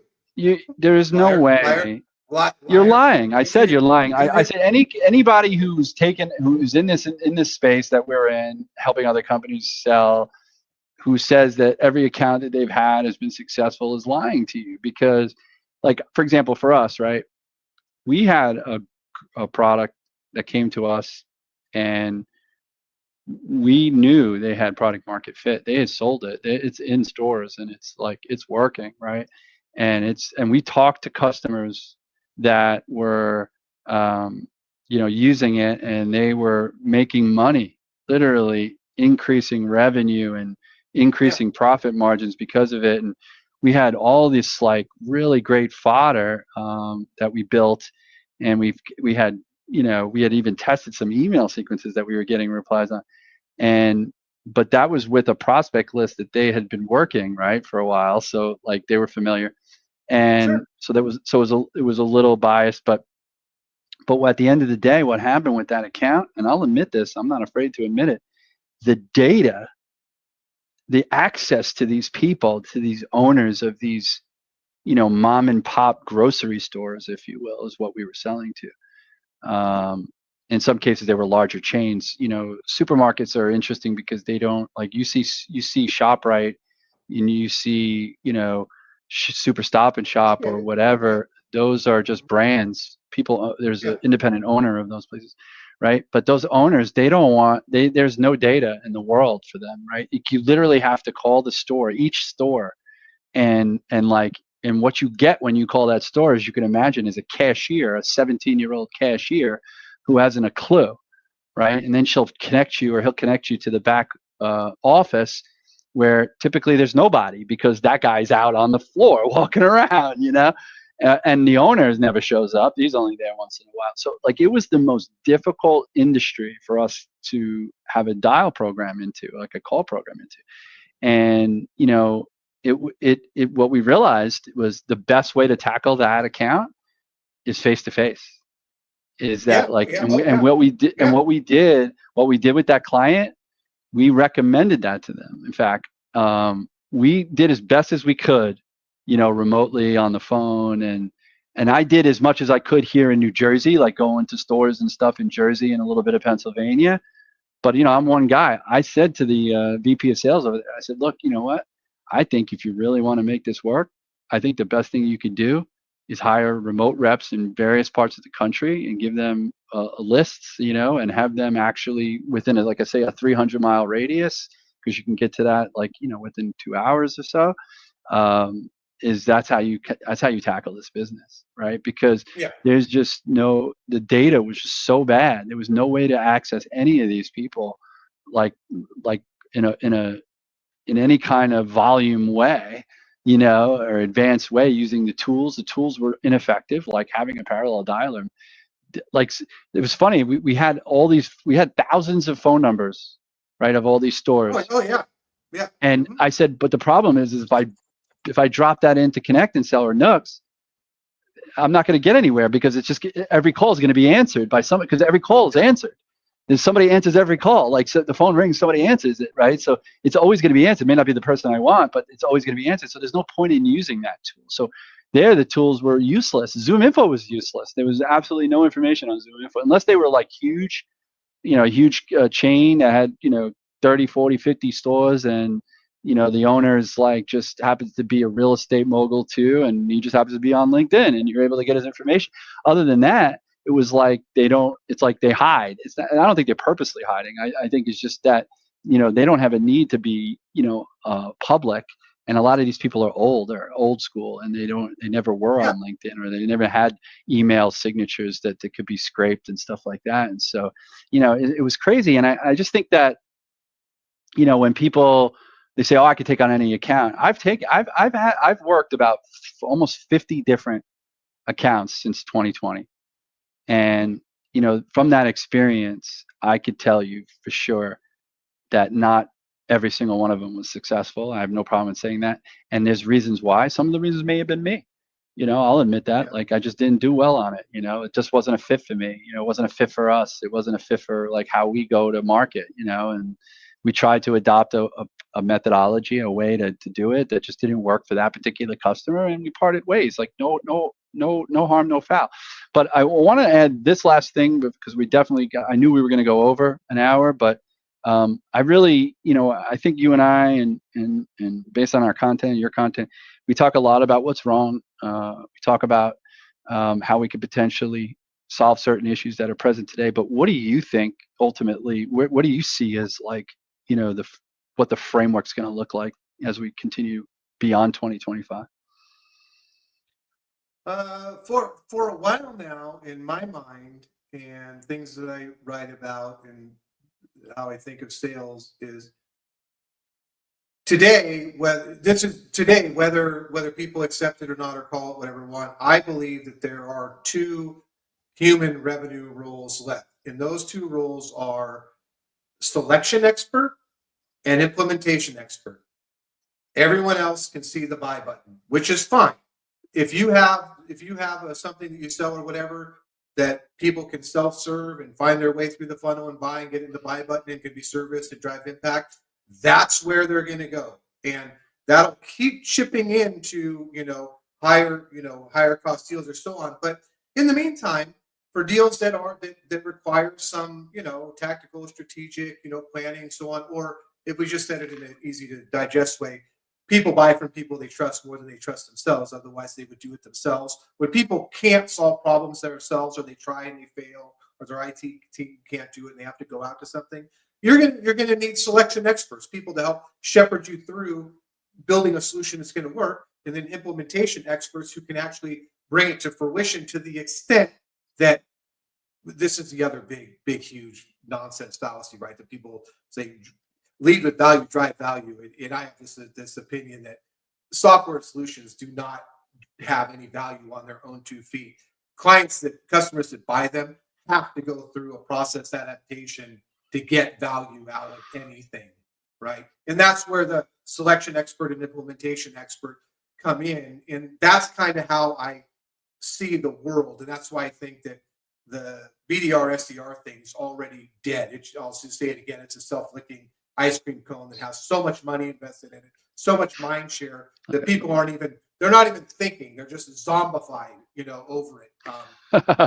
So let me ask you this: Is it like, I want to make it like a parallel to the selection expert is like going to see your internist, right? He'll identify that maybe you have an issue that requires a specialist, requires an orthopedist, an oncologist, or whatever. Maybe is like that. Like, we're supposed to just kind of diagnose up here, understand and diagnose, and then when you figure out, you come to an agreement that this could be a solution worth implementing, then the implementation expert could take over. Maybe implementation experts probably way beyond the specialist. No, you pretty much have it. It's conceptually, it's kind of how things happened in early tech, right? You had sales teams, either field reps or inside sales reps, that were full cycle reps, that they prospect, they develop the account, the territory, and they close deals. And then whatever everyone had agreed to got handed over to an implementation team that either went on site or it was done remotely. Then there was technical support, customer service, so on, that would help you with that. I'm just saying that's all that's left is implementation experts or selection experts and implementation experts. Your question was, how do I see it? That's how I see it. That those have always been there. Like it's the same thing. You go buy a car, right? The salesperson helps get you in the car. you have a warranty. And if anything goes wrong with the car, you take it to the service department. And you expect the service department to be able to get it going or whatever. Yeah. Today, that remains to be seen for a lot of people who buy new cars. Are like, what the hell? Yeah, I agree. I think the quality's not there. It's just, I guess what I'm saying is that this whole assembly line of selling nonsense it's absurd. It's ridiculous. I think though, no, I agree. I think, I guess another way, of course, full cycle in a way, but full cycle where a piece of the top of it's coming off and the customer success and support and after closing of the deal stuff is now somebody else. And then the top of the top line, what you got to take off the, you got to take something off the plate for that solution expert to actually be able to, a selection expert to be able to at least have any sort of volume. I think one of the biggest challenges I had as a full cycle rep, and I don't think it was a challenge because my goals were aligned with it. That's the key, right? Like my goal was aligned with the fact that, I was only really quota or required to, look at net new. 10% was net new. The rest is growth within existing accounts and or just supporting those accounts, right? And so the fact that you had to do those things in the framework that I was in, like a full cycle rep, didn't allow you to have so much volume in the top of funnel because you just couldn't create it and you couldn't handle it the other way, right? And so I think it's like, if we do use some technology, some AI, some tools to maybe curate lists or help curate some lists, at least initially. Marketing. Yeah, marketing, or if you do it that way, right, where you've got this, actual people are showing some kind of interest or whatever, but it's like good marketing. Yeah. So you have that better marketing, let's just say that, right? Better marketing that allows to take some of that work off the plate of the SDR, and then that SDR can focus on the areas that they are best at, to go out and find those prospects, find those people who are actually, wanting to have a problem that they want to solve, and then, take them through the process. The rest of the process is just another meeting, or maybe it's a couple of meetings and it's a demo and it's a maybe showing it to other people and, whatever the process is, right? And then close. I don't see why it couldn't happen that way also, right? Well, like it doesn't need to be split up, like you said. Yeah, and I would say don't misunderstand me, just saying selection expert, implementation expert, and the buy button for drive by easy. Like that No. that still comes with the role of selling, bringing a product to market is extremely difficult in a losing endeavor. I mean, I don't know what the numbers are anymore. What, 200 startups, one makes it and 199 fail? I mean, sales is a black and white losing endeavor. It's the only thing where you could spend 99% of your time getting your ass kicked and 1% making it to President's Club and then being at the top of the leaderboard. And that's the way every single day goes. So even though I can frame it up and just define it in different ways, it doesn't take away the fact that it is harder than hell to succeed in sales every single day, all the way down to having a pipeline that's so wonderful, and then finding out that they've changed their mind and you get ghosted or whatever. It's a crazy occupation to be in, man. I don't know about you. That madness has to be the fuel that spurs you on. I mean, it has to be. Like, thank you, because that's exactly I've been chomping at the bit to say this. I was saying that I must be nuts because, like, I feel like I don't know. I was I'll tell you, I was looking at some, not that I'm looking for a job, but I was just looking at just some job postings that happened to pop up on LinkedIn or something. And one of them was like a CSM role, right? Or director of customer success or something like that. And I was thinking to myself, man, like, I know what spurred me on this. You, with the whole Nooks thing, what you asked, what you wanted to do there, like what you saying, like, how come I couldn't get a meeting, right? Like, or how come I couldn't get a conversation because you put your resume through their ASP or whatever it is. I didn't ATS. get anywhere with that little experiment. Yeah. Nowhere. Yeah. Not interested in me No, whatsoever. I don't know. but I thought I to don't know shit myself, about sales. no, well, I thought to myself, I'm like, would I be okay? Like, would I like a job like that? Like, I don't know. Like, there's something about what, well, let me say this. Like, I started this conversation saying I was also full cycle sales for many years. And then all of a sudden I became this sales development guy, running an agency and being able to just, make a call, set a meeting, and I was done. And that was like success. Right. And there was rejection was only getting hung up. And to me, that's not rejection. Rejection to me, when people ask me like, how do you deal with rejection? What do you mean? Like getting hung up on. I'm like, that's not rejection. You know what rejection is? Is spending 6 months on a deal and then getting the call at the last minute, them saying we're going with somebody else. That is rejection. Hours and months and days and weeks and constant meetings and time and proposals and this and that and negotiation, and then you lose. That's rejection. Getting hung up on is like doing you a favor, right? Now you don't have to deal with that asshole, right? But like, next.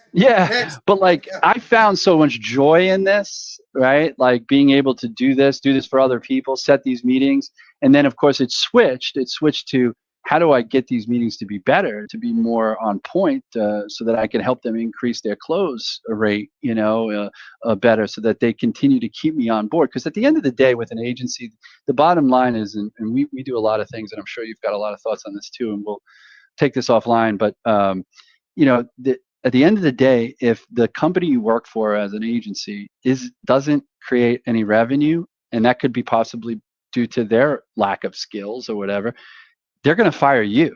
They're not going to fire their AE. They're going to get rid of their agency, thinking it's their problem. They're not getting us better meetings. And so, we try to work as closely as get feedback, and constantly be in their face and getting feedback from them and trying to get better and better and better. And it's helped us be successful at a lot of our clients. But at the end of the day, sometimes the client, like this client that we just got extended on for a year, they just see. They're so open-minded. They're a wonderful bunch. They see the future. They see that this takes time. Like their sales cycle is 3 to 6 months, right? Yeah. So how could they possibly sign a 3-month contract with us and expect return on their investment, right? Like it just doesn't make sense. And so I think like, it's like this. That's why I was so curious to hear like how you reject companies from your angle, or discount companies because of that. That I would 100% agree with you that that's one of the ways that we figure out who we don't want to work with.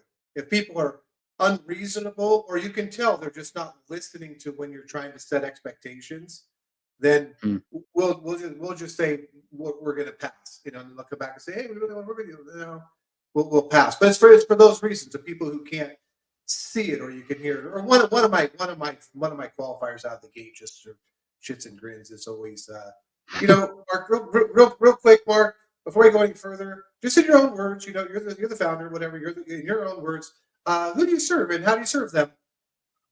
And I do it like that to kind of put them on their heels. And usually I hear stuff that makes no sense to me whatsoever. The most popular thing I hear is when people hear what we do, they're going to want it, And I say, okay, so since having the best thing since torn bread, besides the best thing since torn bread, who do you serve and how do you serve them? And they can't articulate the message. And then that's what takes me straight into, okay, here's where we need to start, and here's why we need to do the lab, because we're clueless. You're not coming to me to accelerate something. You're trying to solve a problem that you do not have a grasp on whatsoever.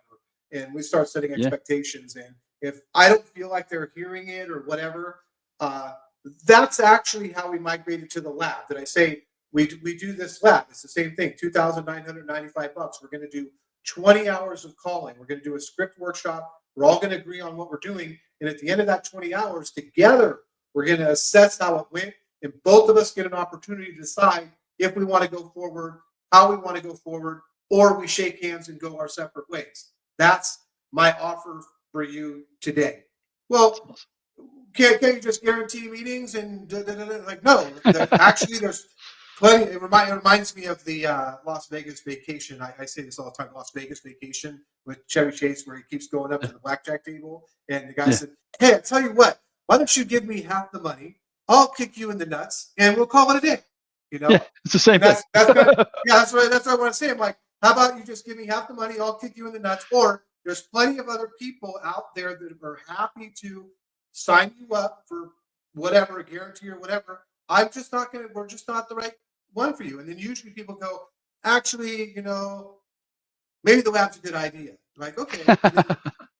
That's actually, it's been a great thing for us because most of the time they don't carry on because for whatever reason they were expecting to get meetings and there's not going to happen like they wanted. Maybe we got one or two, whatever, and they're like, wow, hey, this is gonna, you know, it opens their eyes to the reality of what's going on because the calls sound good, the script sounds good, whatever.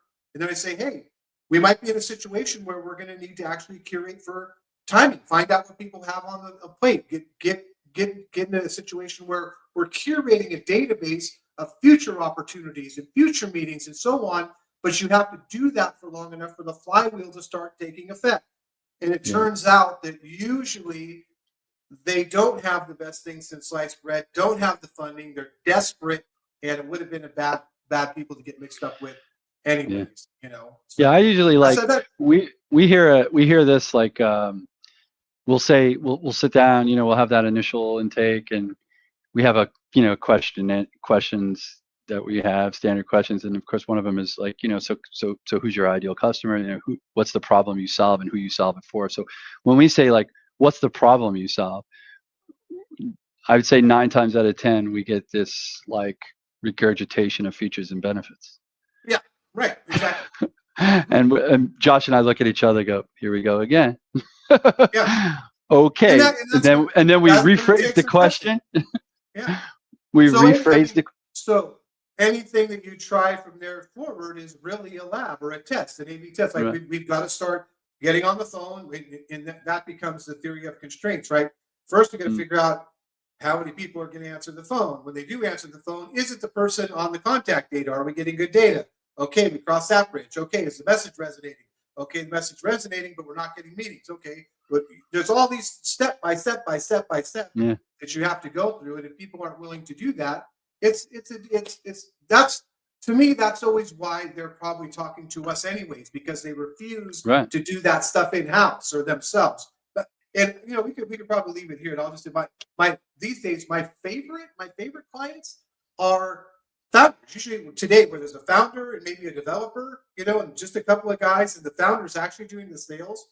And we have a couple of clients where we're actually just calling up and asking a couple of questions and saying, hey, my founder's he's gonna look at this and want to follow up. When's a good time to catch you? You know, and actually just, so what we're doing is narrowing the founder. It always turns out, because this is what I say to him. I say, let me guess, Mark. You're calling me because you put a call block on your calendar to do cold calls, and every time you go to do it, you find something else to do, don't you? They're like, yeah, how'd you know that? Well, because nobody likes cold calling. I get it. Right. And then I introduced the idea of saying, hey, to me, it sounds like if you had a list of people that you knew, you know, a couple of that it was kind of a fit, and you had a time range to give them a call, that it wasn't necessarily always just meetings on your calendar. Would those call block times be more useful to you? And fast forward, that has worked for some markets, not for everyone. It doesn't work for everyone. Right. It's got to be kind of casual. Like you said, food services. We have a client that is competing in the point of sale market for liquor stores, which includes the cash register, online deliveries, inventory, everything. A lot of them have antiquated systems, right? Like a computer or a cash register or whatever. So that market is right for how would you say that? Innovation or what's what I'm looking for? Modernization, right? Yeah, it's because we can call and ask the questions. Let me ask you: do you have a current POS system, or do you have a cash register? Whatever, you know. And some have cash registers. All we're doing is taking this list of 20,000, you know, liquor stores in the state of whatever, and finding out, you know, what they have, and then saying, hey, my founder is going to be in the area probably. He's probably going to give you a call. What's the best time to reach you? We find out that they're probably behind the counter. The founder is taking those lists, calling, and they're closing deals. But when they originally reached out to me, they reached out to me through the lens of, hey, we think we need an SDR to book meetings for me. after we talked, and I said, let's try this. And I put one of my callers on who knows how to do this. And they love, or he loves, when he goes to make his calls, he's calling people at the time they said, and in referencing the original call. Hey, my person called and said that I could probably reach you. You got half a minute. I'm going to be up in the area. Just wanted to see, is it best to drop in, or do I need to make an appointment? And they started working with us in November, and they've already closed. They're actually they haven't started. We haven't started calling again because they're onboarding 3 new clients right now as a result of those calls. And so I've been bugging him like, hey man, you know what's happening now is if we stop calling, because he called me up and said, stop calling because we've got too much business. And I said, well, the solution to that is this, and I'm not patting my back. It's a real problem. And so my solution to that, and I'm waiting for him to get back to me, is give me a date. We could say that you can't come by until after February 25th, but we can't stop. Like when you're done with your onboardings and your deliveries, you're going to have a hole in your pipeline. We can't have that. You can't stop, brother. You know, it's kind of funny. You know, it's like you can't stop, man. And the funny thing is, he's already paid us, and we're just sitting idly, and with money in the bank. It's like, don't stop, dude. But that's an example of us being like professional, doing good discovery, and like using your language, like acumen, like thinking through what would actually work. And at first they're like, well, we want to pay for meetings. And you're like, well, what if I provided you with a list of people you could call, and they're looking forward to you calling them when you have time to call? Well, I didn't even think about that, and it's working. It's working, because the founder gets on the call and it's on, because right now the founder can make a deal, and that's what he's doing. Like here's how much it costs. Well, if you'll do it for this, we'll get it done. Well, the founder can say, sure, we'll give you a 20% discount. Let's get it done. But yeah, that's always good. I mean, like people like that. Like they'll like that. Here's the owner. Here's the guy who built it. It's like there's some je ne sais quoi to that. Hey, I want to just, this has been incredible. I know we could go on even longer and keep talking, but I want to just grab this last thing here. I always ask everybody that comes on the show, it is Wednesday. It's Wednesday evening. Think of Wednesdays for me is like the day where like I hope I could be whatever goal I set for the month or for the week, I'm more than halfway there, hopefully by this hour. And it's like I don't do, no food, no drink that I personally eat that keeps me going or anything like that. It's just a matter of staying focused and really having realistic goals for the week that I know that I could potentially, knock out of the park and be comfortable moving into like Thursday and Friday of the week, because nobody wants to be Thursday afternoon and have nothing on the board or no accomplishments of the week. So what is it that Shawn does that really helps him kind of drive himself through the week? Yeah, this is a personal one for me. Wednesday is my cardio day, my least favorite thing to do, but Wednesday is my day. I get up in the morning and I make sure that I do my walk and my kettlebells and some other heart-pounding exercises around the heavy weightlifting that I do. I enjoy the weightlifting, but I don't like the cardio, and because I'm not a good runner and I don't have a lot of stamina. I never have my whole life. It's just my DNA. And so I've been really good at making that happen. Like I bought myself a heavy vest. But one of the things I used to do it at nighttime, and like you said, you said you like to have it done by now, and I'm the same way. Like I switched over to doing it in the morning, so it's just done, and then that kind of sets me up for the day, and then the rest of the week just flows from there. So I'm religious about doing that, and it's been working for me, and it's turned into a habit. So it's been just been another great thing. That's awesome, man. I just watched the Strongest Man competition a couple of weeks ago on the weekend, and they do kettlebells, and they take those kettlebells. It's like 50, 80, 100, 120, 150, and they throw them over like a line, like a I don't know what you call it, like for a pole vaulter type of thing. They throw it over. They have to throw it over that. I've never seen that before.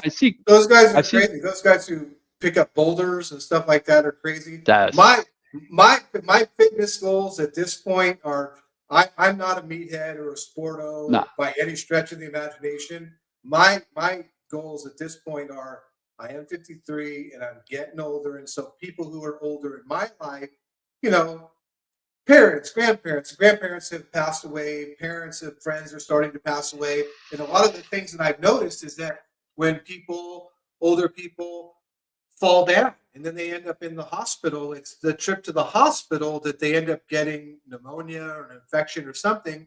And for whatever reason, it always seems to tie back to not having like grip strength to be able to catch yourself from falling. So I have this weird thing in my head is that if I stay in good shape from here on out, that maybe when I trip and fall when I'm 60 or 70, I'll have the strength to not fall and get pneumonia in the hospital. So that's my driving thing behind my fitness. Well, hey, My man, fitness at this point.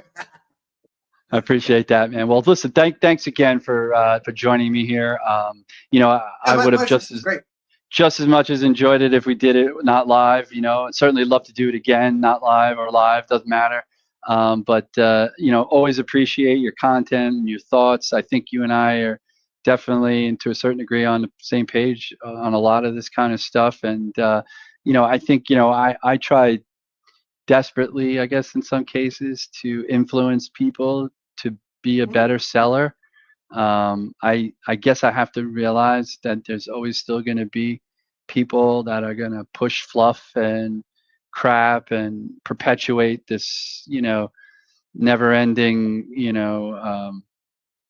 just tool-based thought philosophy, Yeah. and like, and do I want to build a tool that everybody wants to love and you know create 100 million ARR? Sure, I do, but I also know that some of the basic stuff that you and I grew up with in sales that people I'm not actually going to say in this industry, especially in the tech space, that they've lost sight of it.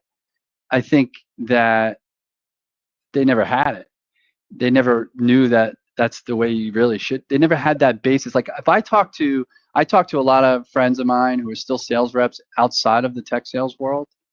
They don't know what an SCP. If I said the word SCP to them, they would have no idea what I'm talking about.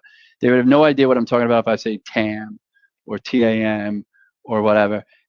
They speak in normal terms, like regular terms, like, oh, what is the contract value, not ACV? Well, what is your entire client base, potential client base? That's your total addressable market. They just use different terms. That's why I tell people like who are trying to get in this industry, like, don't be afraid of the language. The language is just an acronym. Everything that you know is just the same thing, but it's an acronym in tech sales. Yeah, It's like their own language. they're It's just understandable. ridiculous. And I think like, I just feel like, yeah, that's what I hope to do by doing these kinds of things. Even just give people, information about that there is a better way, that you don't have to live by this, what'd you call it? Industrial complex, SDRAE It's very industrial different. complex. I think it actually Yeah. carries almost a negative tone to it, but Well, no, um, it does. It does. It's meant to be. It's meant to be. It's complex. Yeah, just like it's a take from the military industrial complex, right? I mean, yeah. conspiracy wise, you have to have the CIA running around overturning governments to create war, so that the military machine continue to milk the taxpayers for money. It's a Yeah, self-looking exact measuring cup. reason. It's a If that's the exact reason why, if you saw the inauguration, and I haven't seen. I mean, in my lifetime, I've seen a few, of course, but who was on stage? Every single billionaire. yeah, right, I yeah. mean, maybe because it was $1 million just to get on stage there, but it was like, what's his face? Zuckerberg was there, and Google guy was there, and Bezos, right, I was like, right. where? How do No, these guys get so on stage? yeah, it's meant to be negative, and we can leave it here that there's those three key things, right? And I look at it as people, process, technology, and Techno. some people will say process, technology, people, and it just No. depends on who you are. And even that young man, Tony Brophy, the Irish kid who has been cold calling for a couple of years now or whatever, and has a bunch of friends and real Couple of popular months. on LinkedIn. And he rose to stardom on LinkedIn, which is pretty cool. But I put a comment on his thing one day just to tell him that, man, I love what you're doing, and just don't ever forget that it's your talent. You're Irish. Everyone wants to go to Ireland. So when people probably hear your voice and you want a cold call, they're probably thinking, I want to hear this guy talk more because of his voice. And my point is that everybody has a special talent. There's something great about everybody that they can bring to the table, and it's them. It's their unique individual self that brings a process or a product or an engagement or a moment to life, Sure. which also means that we have good days and bad days. And I'm like everybody else. Sometimes I don't have the will to get up and do it, but I get up and do it. It's just that's just the way. It's just the way it is. All right. We're all the same. Yeah. Well, listen, once again, thank you, Shawn. I just want you to tell the audience here how they could find you. I kind of pulled these up. I don't know if this is your website. Yep, that's it. iNeverAnswer.com, and then my name's on the screen there. Anyone can connect with me and whatever. I'm a open book. The calendar's there. I do what I do for people that I reach out to try to sell to, which is, hey, let's put some time on the calendar, see what we can shake out of the trees. If we can do something together, great. If not, let's shake hands and live to talk another day. Awesome, man. Well, thanks again. I appreciate it. Just check out Shawn if you don't already have following him. Check him out. iNeverAnswer.com is another way to find him. I'm Mark Mack, your lead camelman on the Hump, and thanks for joining. And we're out. Peace. Talk soon, everybody. Cheers.